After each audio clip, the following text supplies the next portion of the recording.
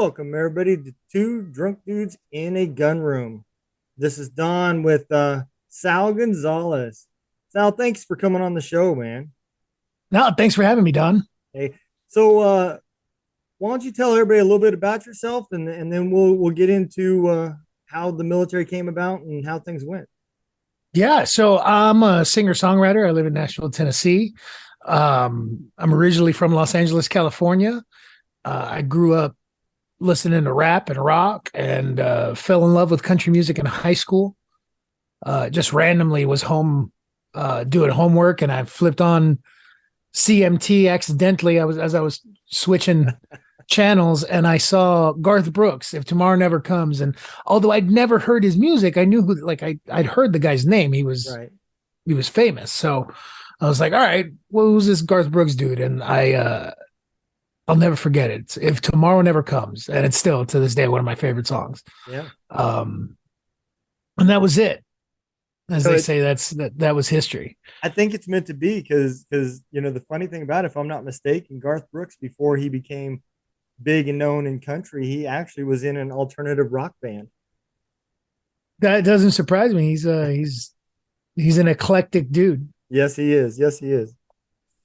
So, Sal, I was going through your profile on Facebook, and it said that I believe if I'm not mistaken, it said 9/11 is what brought you into the military. Did you growing up think about the military any, or was it just something that happened after that? Growing up, not really. I didn't ever really thought about joining the military growing up. It was always kind of an option because I grew up in East LA and there's just not a lot of opportunity Yeah. unless you're academically gifted, uh athletically gifted, or economically gifted. Your parents have a little bit of money and they can, spare some change to send you to college. Um so the military was always an option for me, but I was a dirty hippie musician. I've been a dirty hippie musician since I was like, so basically since I was born. I've been singing since I could speak. I've been singing in choir since I was like in the second grade, third grade, something like that. Yeah. And then playing in bands from the time that I was in high school, like 12, 13 on. So music was always sort of the thing that I wanted to do. Um, and then 9/11 happened. Uh, and then the military became much more of a viable option for me. Yeah. I know with last name like Gonzalez, you can't tell that I'm of immigrant descent, but both my parents are immigrants. They immigrated here, they met here, they fell in love, they had me. Kind of wish it was the other way around, but Yeah. or they got married and then they had me and then they got married. Kind of wish that was the other way around, but Well, I think that's the American dream anymore, man. so they instilled in me a real love for this country and I wanted to do my part. Both my six sisters got academic scholarships to college and basically full free rides to state schools there in California, and I didn't because I wasn't athletic or academic or academically gifted, I should say. Yeah, that's me So too. yeah, I'm a big old lumphead, man. I figured my initials are DD. I may as well get D's in schools. I didn't have that excuse. I just got D's. No, even though I got beat by half the family, um, Mexicans, we got big families, and when you're the one of the younger ones, you tend to get a lot of ass whippings. Yeah, just So makes you a better fighter. exactly. No, I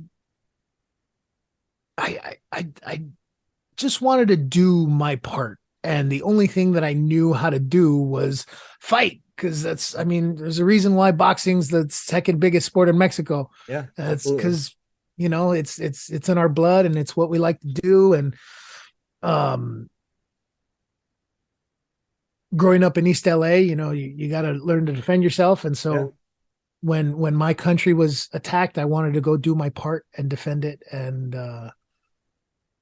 get back at the bad people that were attacking us. So Yeah, uh, and I think there's a big difference between the recruits that came in after 9/11 compared to, so I came in '94. I mean, it was I came in at peacetime where, it was a 9 to 5 job, Yeah, and I came in for similar reasons. I needed a job and I had a family to support, and I didn't have college as an opportunity either.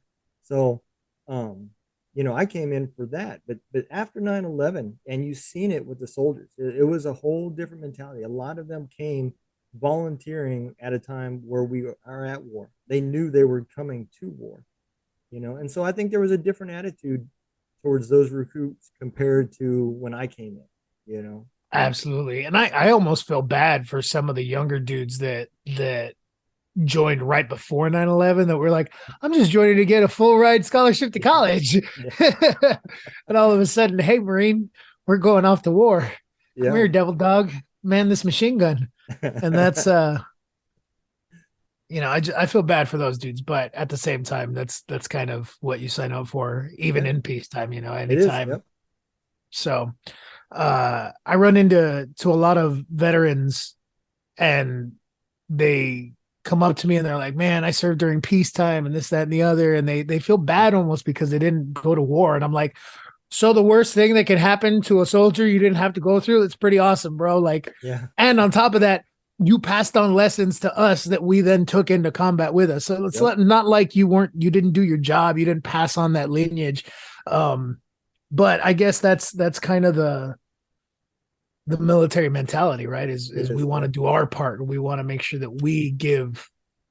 And it's, I don't care what branch you're in, it's all the same. If you look left and right and you look different than either one of those two people, you're probably the one that's wrong. And Yeah, after 9/11 kicked in, combat patches was literally like a pair of boots. Everybody had a pair, you know. And being one of those guys that, got out and didn't have that combat patch, and hearing everybody talk about it, it kind of makes you feel different. So, I do get that. And I agree with you 100% that that combat patch isn't what makes you you. It's the fact that you took the time to do something for your country and you enlisted, regardless of what you did during that time, whether it be combat or not, you know? yeah, absolutely. Uh, as an infantry marine, as an infantry veteran, you tend to hold yourself above everybody else because Right. you're the one that was out there hooking and jabbing with the bad guys. But uh, it takes it takes a whole team to fight a war. Like Yes. the one that me the young marine on the front lines doesn't get to fight his war if he doesn't have beans, bullets, and band-aids Nope. and mail and chow and everything else that comes along with making me able to do my job. And so everybody's important, Yeah. and regardless of what job they do, even Space Force.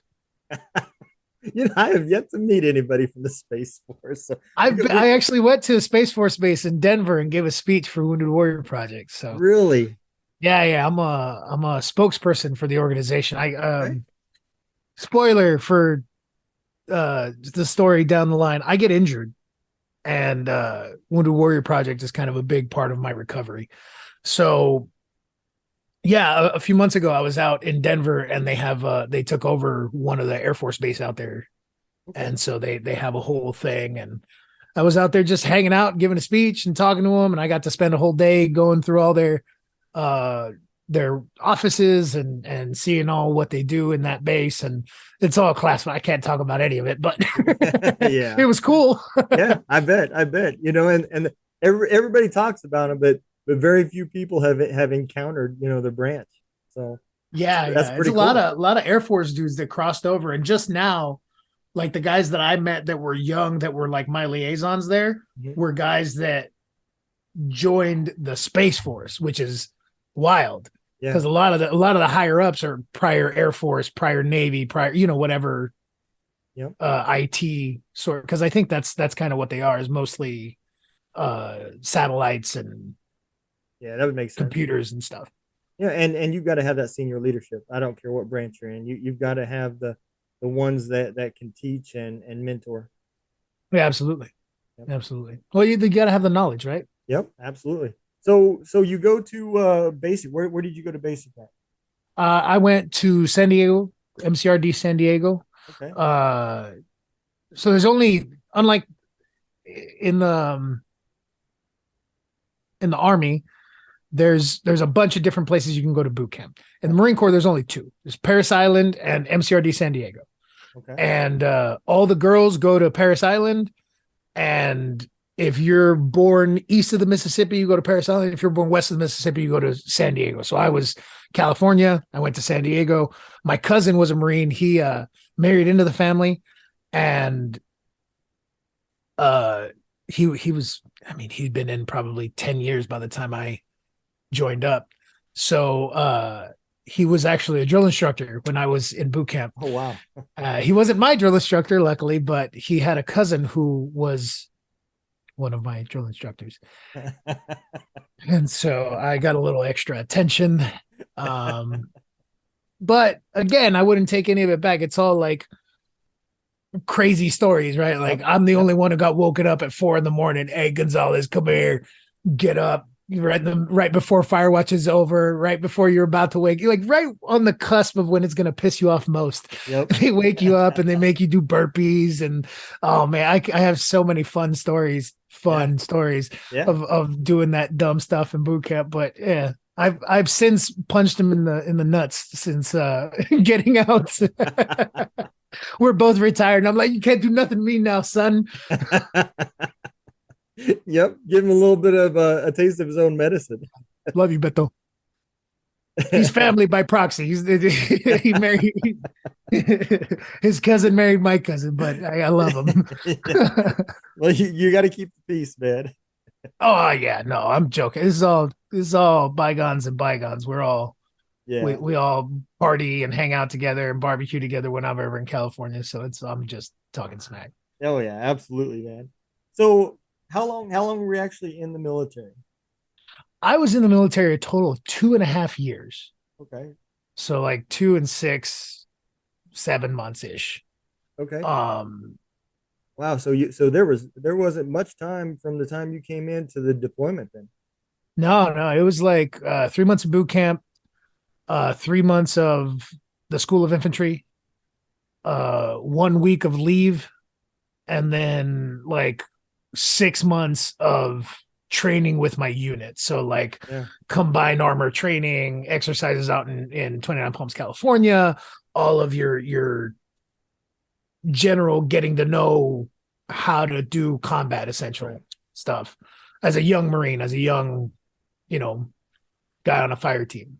Yeah. Um, and I was a machine gunner, so I was with a armored combined anti-armor team, a cat team. Okay. And so I was on Humvees with a 50 cal or a Mark 19, depending on the vehicle. Hmm. And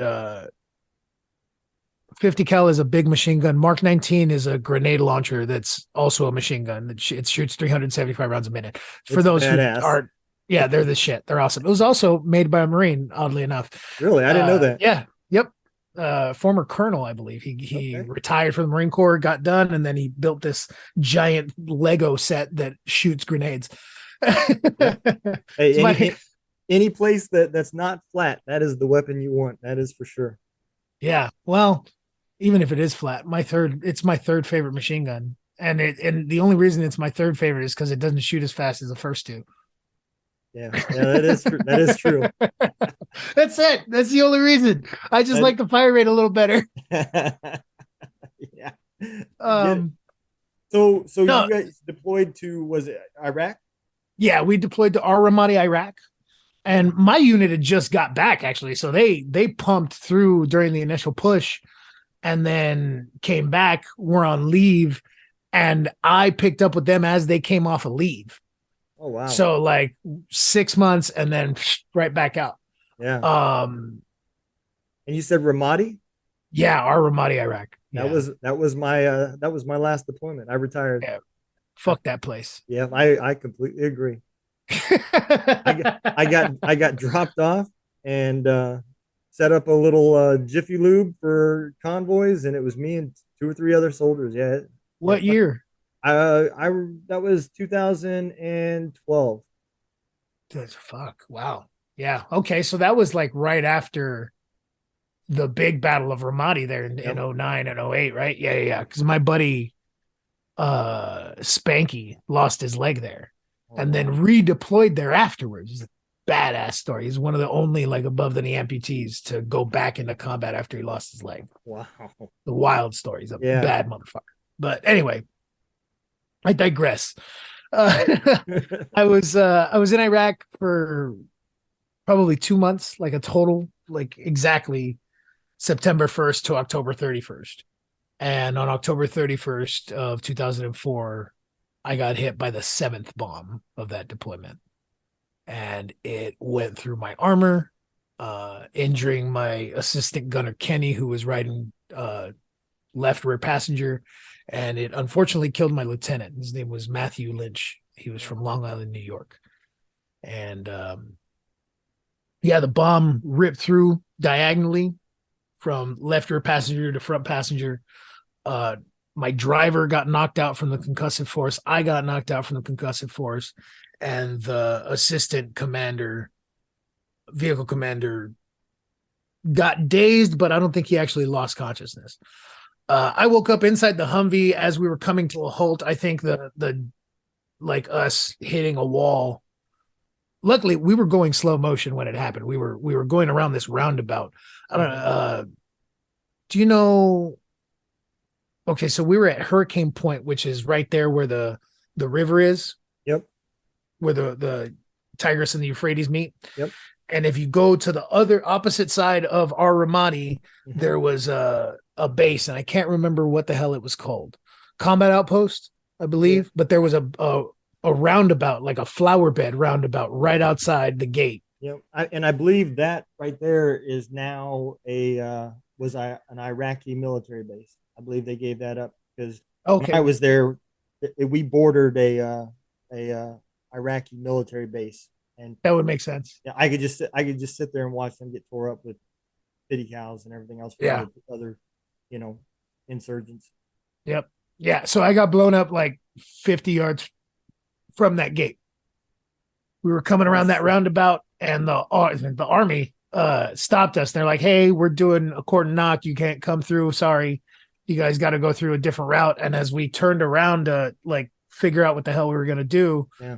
we came around the flower bed, and it went boom. And I woke up inside the Humvee, and I tried to get back up on my gun to lay down some suppressive fire in case somebody was trying to shoot at us. And I got my right leg under me, and when I lifted my left leg, it bent in a place that it normally didn't. And I was like, that's not my knee. That's gonna leave a mark. Yeah. And so I did what Marines do best, and that's let the Navy take care of us. Yeah. Fucking Yep. Doc Hulata was a Filipino American, man. I love that dude. He pulled me out of that Humvee, and they pulled everybody. They pulled Kenny out. They pulled the lieutenant out. They tried to work on the lieutenant for a minute before he was gone, and then they got back and started working on me and Kenny. They got Kenny stable.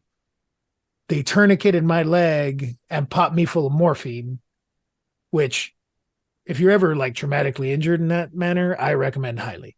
It's the best. I went from the most agonizing pain of my life to like high fiving my buddies, telling them I'd be back in a week. And they stuck me on a old 80s style Humvee with no armor on it. Like it was one of those medical trucks that had the Red Cross on it. Yeah. The target. Yeah, exactly. They put me in a litter on there, and they took me back to the combat outpost.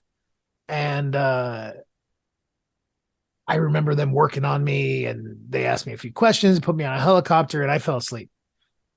And when I woke up, I was in Maryland. Wow. So it was 3 days later. I was in a coma for a week. So they didn't stop in launch school or anything? Or? Yeah, they stopped in launch school. So I guess it happened October 31st, November 1st. They flew me to launch school.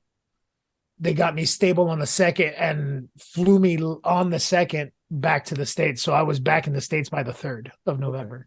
Wow. Yeah, man. And you know, even 2012, and I know a lot of the people listening to the show, they don't know about Ramadi, but you know that there was a safe way to get around Ramadi, and then there was a not so safe way. And that side of the area that you were on was is definitely not the safe way.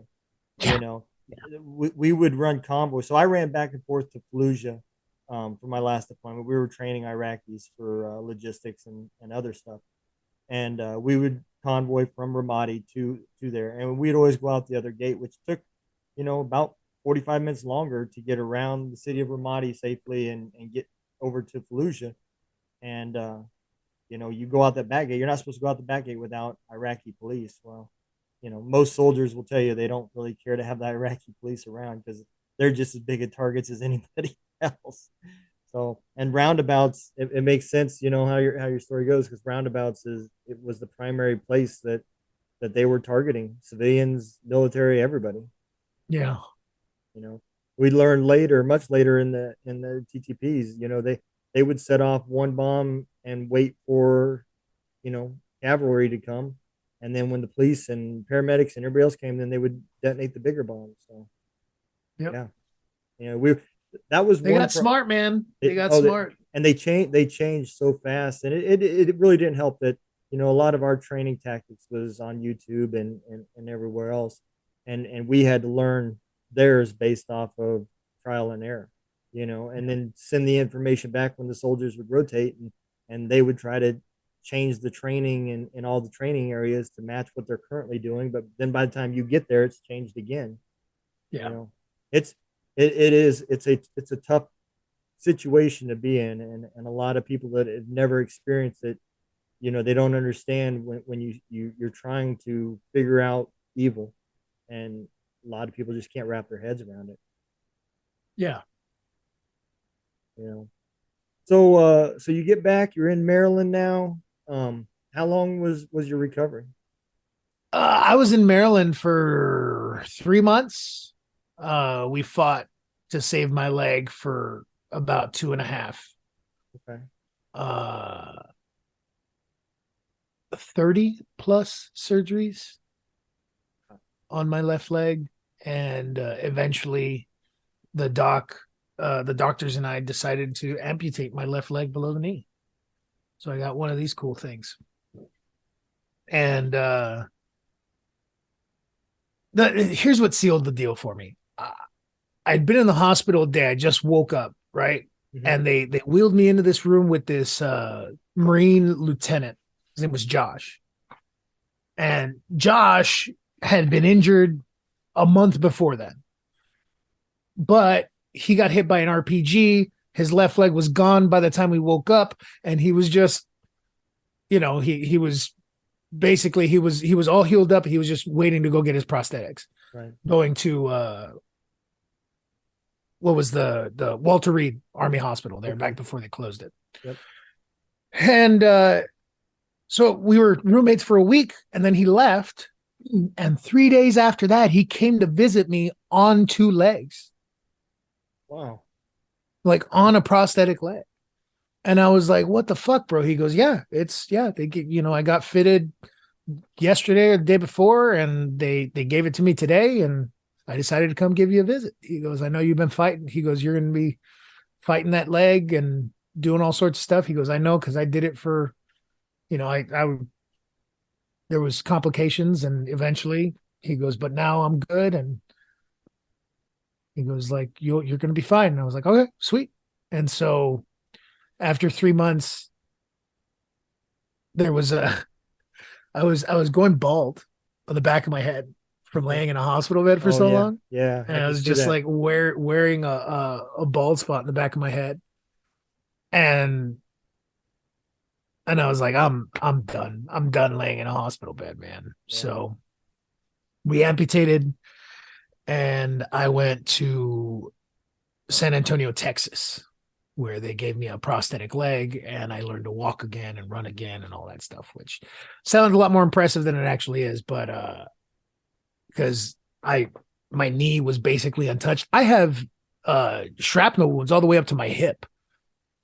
And just because I'm a lucky bastard, my knee was untouched. Wow. So if you have knee problems, you're worse off than I am. I promise. Wow. And saying that, I don't think anybody could actually imagine that. But I do Yeah, but understand what it's you're saying. yeah, it's Joints are true. important. Yeah, that knee is a vital joint. Yeah. Anyway, and that's in Texas is really where I fell in love with performing country music. Okay. You know, I was there for a year in the hospital, just doing all the stuff. You know, it takes like 3 months to get all your medical stuff done. And then once you're Uh, ready to leave, it takes like a year to get out. So this just takes a lot for the military to go, all right, fine, you can leave. Right. yeah. So in the meantime, I was just spinning my wheels. I was a liaison there. I was going and visiting Marines that were just freshly injured, which San Antonio is the leading burn center in the country. So I was back and forth hanging out with burn victims and a bunch of other amputees. It's also the leading amputee center now. So Wow. they have the Center for the Endeavor, which is like that. It wasn't there when I was there. It was all built after I left, but it's awesome. When I say the art, like they have surfboards and stuff where they give dudes that have prosthetic legs and they jump up on the surfboards, and that's how they learn how to walk again, is like adaptive Wow. training on surfboards. It's crazy cool. I did it the old fashioned way. Come on, cripple, let's walk. Yeah. um, but yeah, I spent about a year and a half, a year and change in the hospital there, and got out in like at the end of '05, early '06. Okay. So I went home to California and got into an altercation on the freeway and realized that LA traffic was not conducive to post traumatic stress. I can. So yeah, I get it, man. I tried to be a truck driver when I got out. And, Dude, I yeah. respect anybody that drives for a living. One of my boys that I was in the hospital with, a guy named Ryan, he's an arm amputee. He called me up and he goes, "Hey man, there's this big thing in Nashville. You should come. It's like Music City, USA. You should come play music out here. You should bring your guitar and just come, and we'll take you out and we'll show you around country music awards." I was like, "What do you mean?" He's like, "CMA Fest. It's a big thing. Don't It's a festival. If you've never heard of it, just don't worry, just come." And so I like came out as his guest, and him and his mom and his parents, and they had this whole thing where they got us backstage to like Daryl Worley concert and Montgomery Gentry concert back before Troy died, um, or Eddie died, and no, not Eddie, Troy, and we got to see a bunch of great acts, and it was in that week of me being there, I was like, oh, I'm never leaving this place. I'm gonna die here. So I went back home and I packed all my stuff into the back of my little Honda and I drove from Los Angeles to Nashville, Tennessee, and that's where I've been for the last, I don't know, 16 years, 15 years, something like that. Well, I will say it is an improvement in the traffic area. I've been to both cities, but us truck drivers, we do call Nashville Crashville. So Yeah, yeah. Well, the problem is nobody's from here, right, it's all the and so tourists. nobody, like, everybody's just zooming around. Like, it's just weird. It's weird. So you go back there, you're discovering how the CMAs are working, and at that moment you're like, this is I'm going back to my career. This is it. Oh yeah. Well, I knew that I was already doing music back home. I'd been home for 6 months. Okay.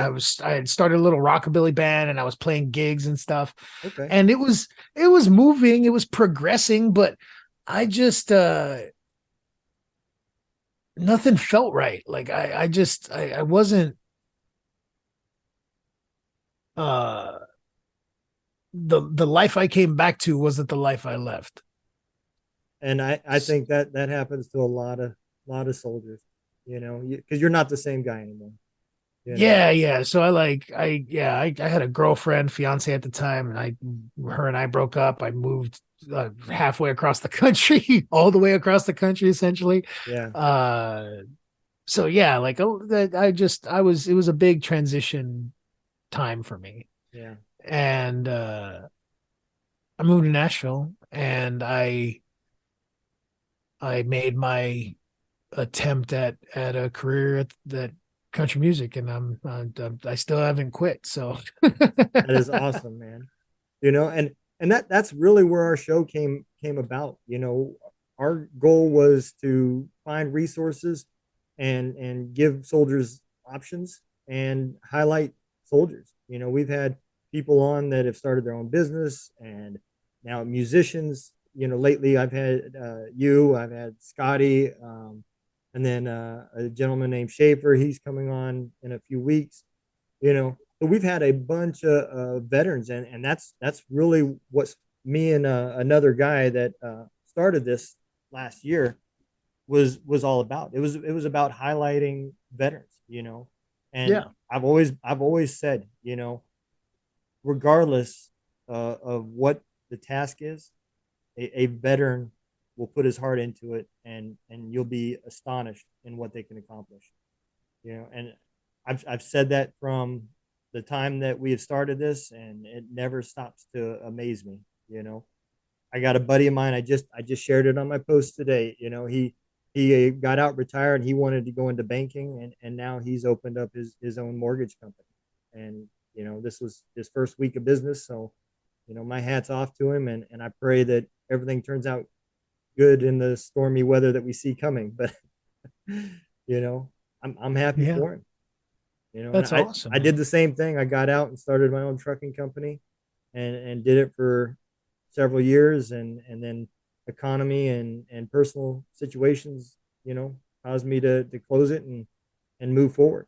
So, Yeah, you know, yeah, I absolutely love it. And that since we started this show, that's been my favorite part, is hearing the success stories of what veterans have accomplished, you know. yeah. Uh, as far as like, I going back to the story of supporting veterans and on the subject of supporting veterans, I when I moved to Nashville, I kind of lost my way. I fell into a bit of a depression, and I gained a bunch of weight, Mm-hmm. and I was drinking a whole bunch. And I was trying to be a rock star. So it's like Yeah, a lot of shitty behavior was really easy to justify, right? right. Absolutely. So I lost a lot of years to just being a fucking degenerate. And it wasn't until I got a call from Wounded Warrior Project, man. They go, hey, come and do this thing called Soldier Ride, and just ride on a bike with like 30 other veterans. And I was like, okay. And I got on this bike, and as I was riding with 30 other veterans, some of them were amputees, some of them were whole, some of them had brain injuries, some of them were whatever. They were Mm-hmm. all we were all vets, and we'd all been in the same places and been through the same sort of things. And I started noticing that we were all doing the same sort of behaviors. We were all drinking too much. We were all Yep. self-medicating with substances, be it alcohol or anything else. Yep. We were all self-isolating ourselves away from our family. We were all moving far away from where we live, where we grew up, from our support systems. Yep. And after you start seeing, like, you start talking to three or four people, you befriend these folks, and as a musician, as somebody who's in the entertainment industry, I don't have a high self esteem. So when it comes to me, I think I'm a piece of shit. So it's real easy to not lift a finger to help myself. Right. But all of a sudden, I had these buddies who were all going through similar shit. And I was like, I'm not that special little snowflake I thought I was. Yeah. And so through a lot of work, like peer support work, mental health work, fucking, I saw a psychiatrist for a couple years until I finally convinced myself he was trying to kill me, and decided to just see a therapist with no drugs for a long time, and got so comfortable with that guy that years and years later, I finally just now started to see another psychiatrist and started talking about drugs with him. And so it's like um, it's been a long journey of mental health Yeah. awareness in my life. And there's a stigma in the military. Like you don't want to be weak and For sure. I don't need to talk to anybody. And I'm a big man. And yeah, I'm a tough guy, but at the end of the day, sometimes you have these storylines in your head that you tell yourself that are just not true, right? Like um for years called myself a piece of shit because I survived. Like my buddy Matt died, 15 other dudes. So out of my unit, there was 15 killed in action. 10 of those guys came from my unit. They came Jesus. from my fucking um company. So 10 of those dudes were my dudes. I Yeah. knew them. I ate with them. I chased tail with them. I knew them. Yeah. They were And brothers. yeah. And so they losing those dudes really upset me. Yeah. And it made me feel bad just for like breathing. Yeah. And it wasn't until I started seeing this therapist and talking about these narratives and changing these narratives. And then, I grew up in East LA. That place was a war zone growing up too. So I got stuff left over from that. Yeah. Yeah. I guess, how long did you spend? And I think this kind of runs true with a lot of people as they're on that beginning stages of going down that road. How long did you spend feeling like I'm not the problem? I'm normal. Everybody else is fucked up. For me, that's how it was for me. Yeah. I was isolating my family, and I was staying away from them, but that was normal to me. I didn't have a problem with it. Why do you have a problem with it? Yeah. And that went on for years. And Yeah. I Yeah. just Yeah. continued to go deeper and deeper into that hole before finally So at a breaking point. it wasn't until like 2008 or 2009. I retired in 2006. So like 3, 4 years, Yeah. 3, 4 years of I don't want to say I wasn't social. I was out. I was a Right. musician. I was Yeah. out. I had friends. I had a social life. I was doing, but I was all fucking drunk. I couldn't go anywhere without drinking. I would wake up and drink. I would go to sleep. Yeah. I couldn't go to sleep unless I was drinking. And That you was get what real I proficient at yep. hiding shit, right? Like Yep. people don't know that you got empty vodka bottles and empty whiskey bottles and all sorts of stuff in the backseat of your truck or car and Yep. you brush your teeth a lot. Yeah. And I did those same things. To go to sleep, I would drink to go to sleep. Yep. And I had a stigma. So when I got out of the military, I didn't I got into it with our VA rep, and you know to prove I had a bigger dick than him, I told him go fuck off. I didn't need your money, and I didn't file a VA claim for, I don't know, I was probably out of the military 3 or 4 years, until I finally dug myself into a hole so deep with my family relationships, primarily my son. I had to go seek help. And I had such a negative stigma on the VA. I went to a civilian therapist, and I got lucky. He was a real professional, knew a lot about PTSD, and not a lot of soldiers get that same luck. A lot of soldiers, their first experiences are not positive with getting put on meds and getting the dosages right, and it causes a lot That's of problems. that's what happened to me, Yeah. and that's why I was so reluctant to go to therapy for so long. Yeah. Well, I started dating my wife, and she was like, listen, I'm not like gonna push you to anything. You don't have to do anything if you don't want to, but a lot of these things, a lot of these behaviors, it's not normal. And you should probably see somebody about that stuff. And you don't have to, but and I was like, okay, well, I like this girl. I want her to stick around. Yeah. Maybe I'll go to the VA and get looked at. And so I went to a psychiatrist there at the VA, and she put me on some SSRIs, some pills. She didn't even Trazodone. ask me. I don't even fucking know. She just put me on something. She didn't even really ask me about my service. She was like, "Oh, you're missing a leg. You got blown up. Here, have these pills. Yeah. Kind of check back with me in 2 weeks. Tell me how you feel."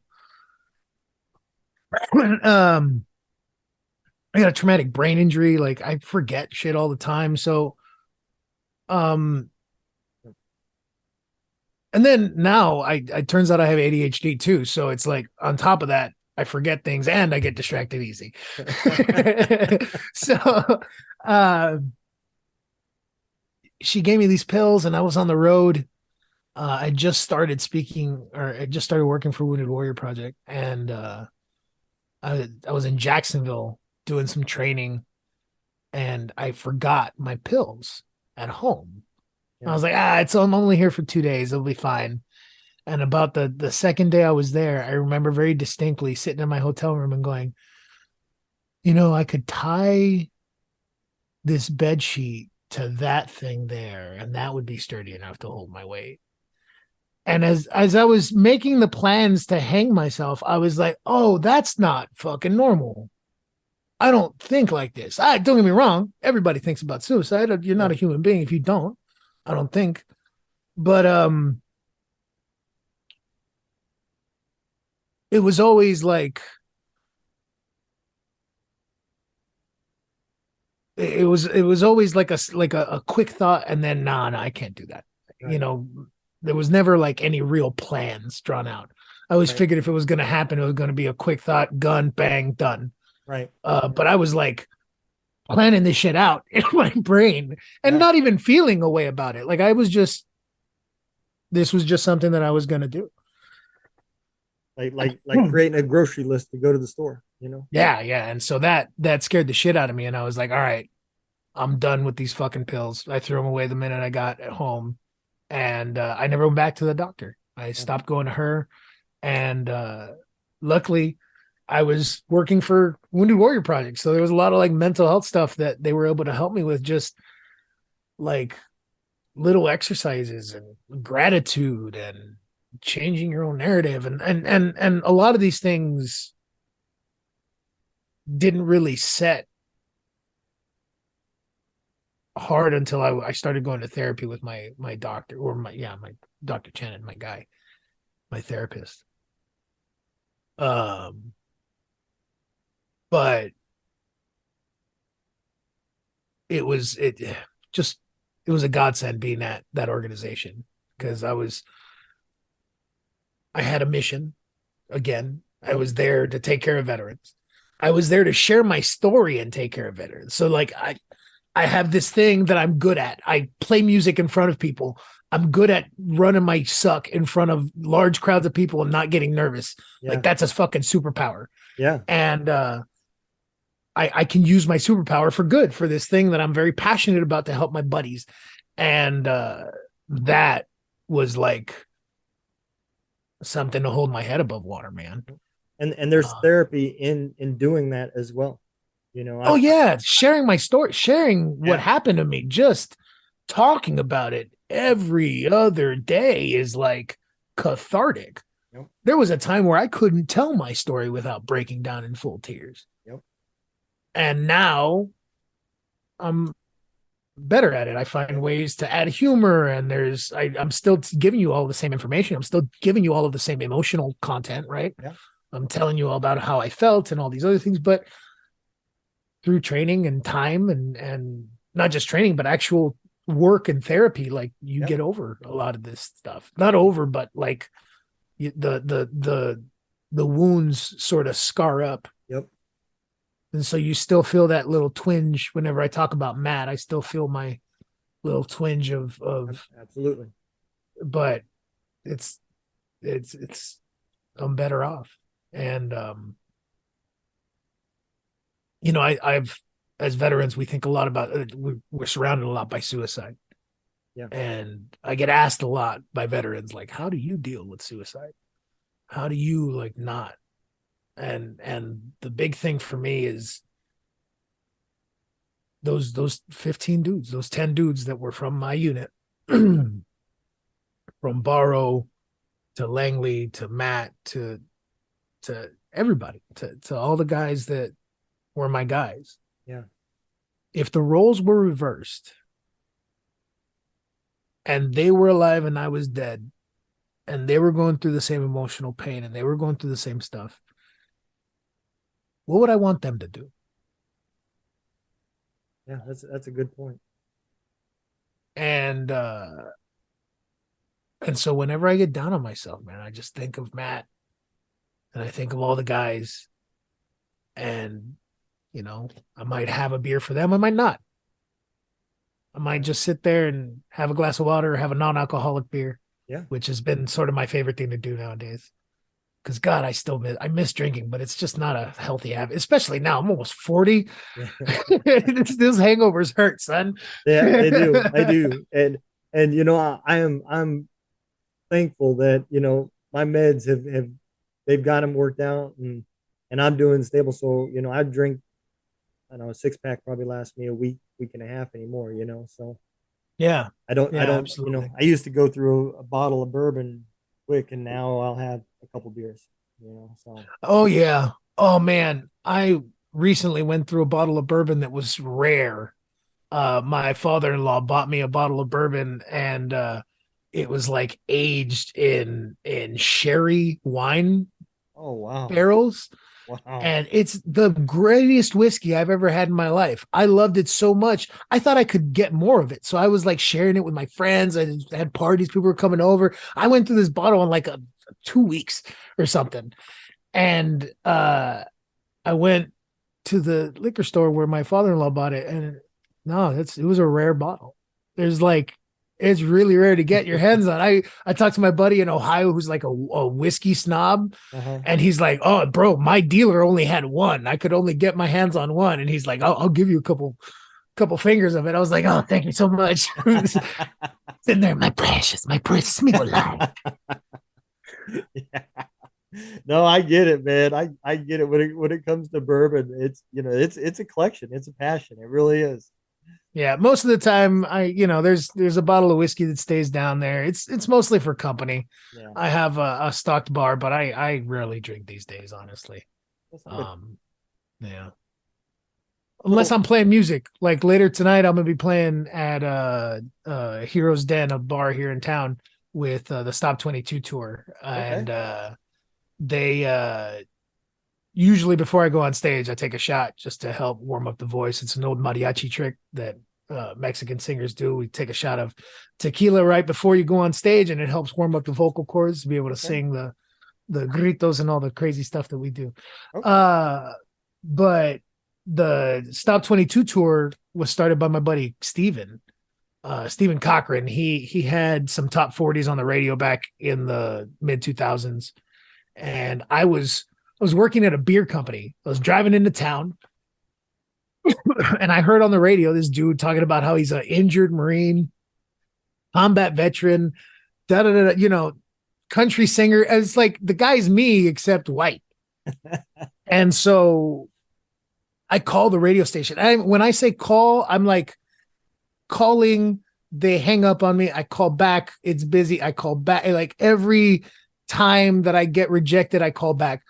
Finally, this lady answers and she goes, "Hey, I go, listen, I need to talk to Stephen Cochran. I'm a Marine. He's a Marine. I'm a singer songwriter. He's a singer songwriter. I just need some advice or some help or something. And he's a Marine, so he fucking owes it to me. Tell him a spirit of core." And she goes, "Okay."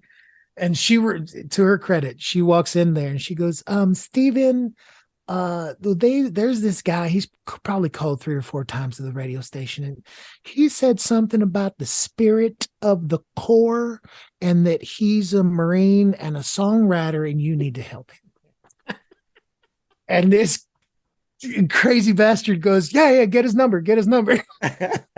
But he called me back. We chatted briefly, and then he actually gave me his number and he called me. We chatted and we became friends.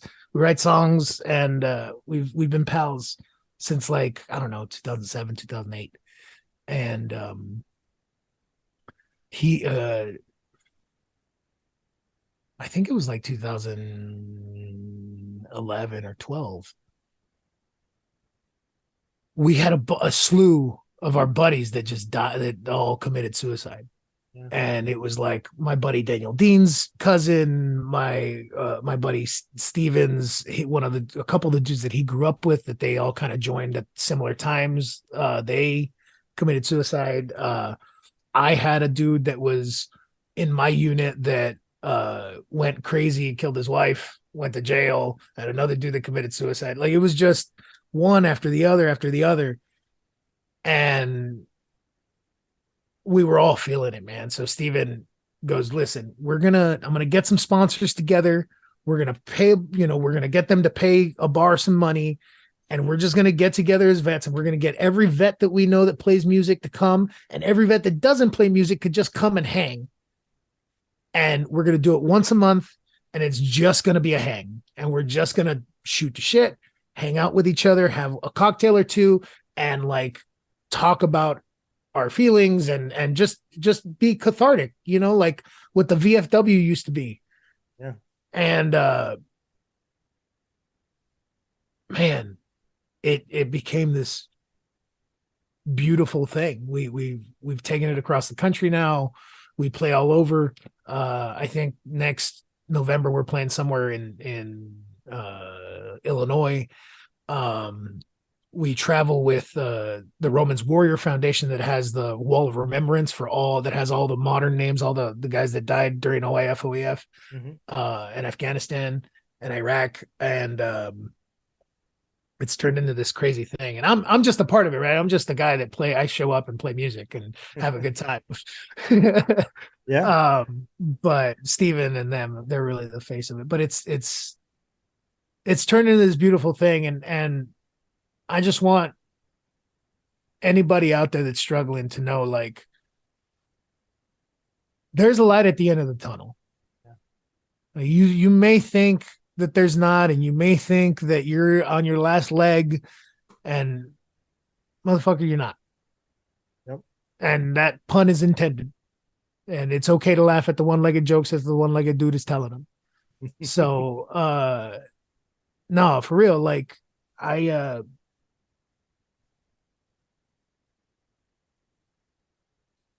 there's a lot of things in life. There's a lot of I don't even fucking know what I'm trying to say, honest. I'm tired of losing my friends. Yep. And if you don't hear it from anybody else, know that I fucking love you. And if you're struggling, just know that you got it. You can make it through. And you're gonna come out the other side, and you're gonna help somebody else. And if you need help, reach out to somebody. I don't care who it is. It could be your wife. It could be your girlfriend. It could be your buddy. It could be your battle buddy. It could be one of the guys you served with or not. It could be just some dude that you work with that that served, that did something similar. Yep. Reach out to fucking somebody and talk, because I would much rather wake up at 3 a.m. and talk to you drunkenly than wake up to a fucking text message from your wife or your girlfriend. Absolutely. Because that fucking sucks, bro. Yep. That was one of the things that we implemented this year. I built an app, and it has a direct chat line to us. And there's been a few people that have used it. And I've woke up at midnight, 1 o'clock, to hear my phone go off. And I've talked to people that I've never met that were veterans and going through a hard time. And I'm no psychiatrist, and I don't pretend to know everything about what they're going through, but I'll talk to you about some nonsense, some bullshit. We'll tell some jokes and tell some lies, and we'll get your mind off of it today so you can live till tomorrow. Yep. And that's, to me, that's the best thing to do, is just to help relieve their mind. Don't try to be the problem solver. Just be there to shoot the shit and keep their mind off of it. And you're absolutely right. I mean, what is the saying that you hear all the time? I'd much rather spend hours listening and talking to you than to spend 15 minutes listening to your obituary. Yep. Real talk. Yep. Absolutely. Don, I unfortunately have to get off here pretty soon. I got a show to get to. Yeah. But I did want to play you something. I can't be talking all this shit about how good of a musician I am without actually doing something, right? Absolutely. We'd love it, man. Uh,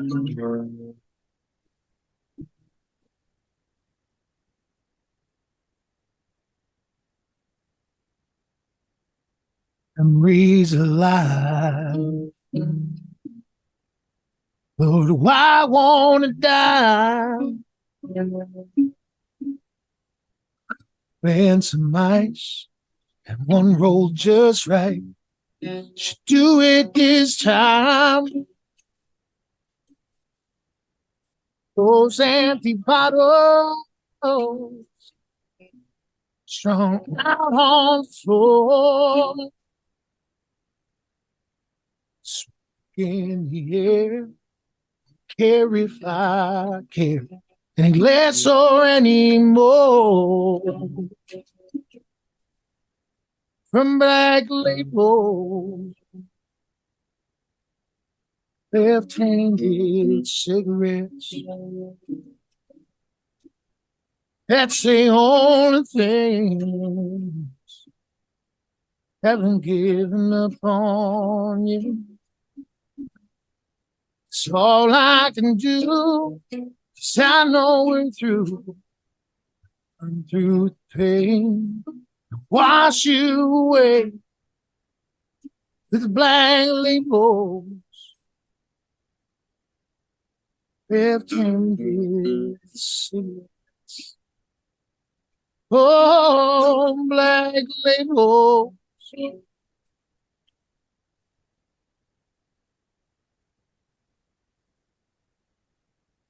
I'm 6 roaches deep. Another bottles have gone. Yeah, need some sleep. But you won't leave me alone. Girl, when it's quiet, your memory screams. Up another or more gasoline from black label, left-handed cigarettes. That's the only thing. Haven't given up on you. It's all I can do. I know we're through the pain. Watch you wait with blank labels, left-handed cigarettes. Oh, blank label, left-handed cigarettes. Wow. That was good. Thanks, man. Wow. Yeah, I wrote that with my buddy Jason Michael Carroll and Dustin Collins. You may have heard of Jason Michael Carroll before. He had a song that went #1 called "The List of Lies" and a bunch of other songs that also charted very highly. I'm sure I'm downplaying his career way more than I should be because he's way more famous than he should not be friends with me. Anyway, probably got one more in me.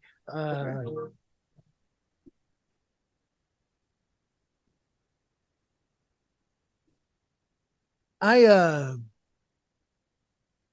wrote this one after attending a benefit. We were raising money to send this young man to a really nice private school. And as I was sitting there talking to him, he's a Gold Star son. His dad lost his life in Afghanistan. And as I'm sitting there talking to this young man, I'm wearing shorts because I like attention like a real asshole. And this older veteran walks up to me and he goes, "Hey, man, you're a hero. Thanks for your service." Shakes my hand and he walks off. And as I'm talking to this little dude who just lost his dad, I'm like, I don't feel like much of a hero. I Right. can hug my family. I can hug my mom. This dude's dad is a hero. He's never gonna see him again. Yeah. And so I ended up going home and writing this song because I needed to get some stuff off my chest. And really I'm blessed that I had this outlet from the get-go, right? Because I've always been able to have this. Um so I thank my degenerate father for introducing me to music at such a young age. But I went home and I wrote this, and then I took it to my buddy Arlo Smith, and he wrote a song called Mayberry for Rascal Flatts, among many other songs. But he helped me kind of gather my thoughts, and I what I did was I just wrote a bunch of thoughts and a bunch of melodies kind of on paper, and I had this shotgun blast of emotion, and he helped me hammer it down into a song. Okay. So I'll forever be in debt to this dude because him and a couple other guys were really mentors to me here in Nashville, and they taught me how to write songs. They threw him a party the day that he got home. When they called him a hero, but he felt all alone, surrounded by his family and all his friends but one. Oh, he lost him in that country to a buried roadside bomb. When his dad stood up and said, our hero has returned, he looked down at his scars and his purple heart and said, Dad, you know that hurts. Cause I don't mean it to not sound grateful. Cause the good Lord knows I am for sparing me my life on the day he took my friend. But I still wish he'd gone with some. Maybe even took his place. Oh, but destiny didn't lead me that way. Not trying to say you're wrong. Heroes ain't the ones who make it home.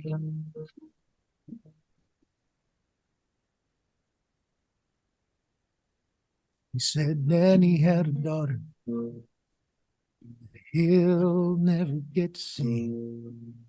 And I know that he was proud, but he was only 23. They gave me this medal, pinned on my uniform. But this piece of tin don't make me think. No, if you can't bring them home. So I don't mean it to not sound grateful. Cause the good Lord knows I am.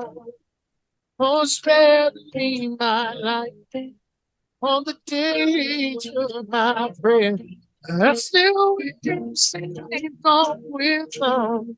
Maybe even its place. Of destiny made that way. I'm not trying to say you're wrong. Those ones who make it hard. Oh, oh, oh,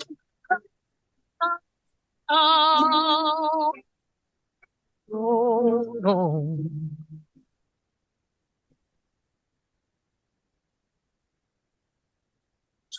Don't need to not sound grateful, cause the good Lord knows I am. For sparing me my life on the day he took my friends. I still wish that I'd gone with him. Every day I take their place. But destiny didn't lead me that way. So I'm not trying to say you're wrong. Maybe just no. Zeros ain't the one who make it home.